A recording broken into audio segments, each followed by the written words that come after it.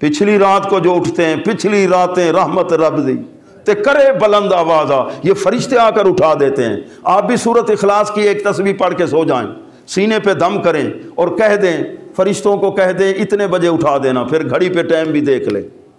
Minute کا بھی فرق ہے۔ اب آگے آپ نے کوشش کرنی ہے، 3 گرے ادھر لگا دیتا ہے شیطان، ہر گرے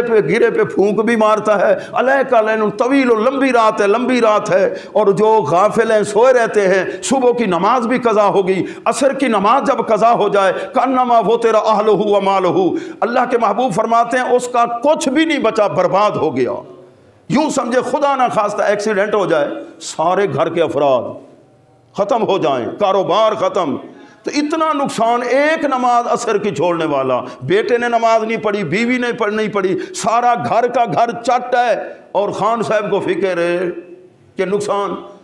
اللہ تعالیٰ میں فکر نصیب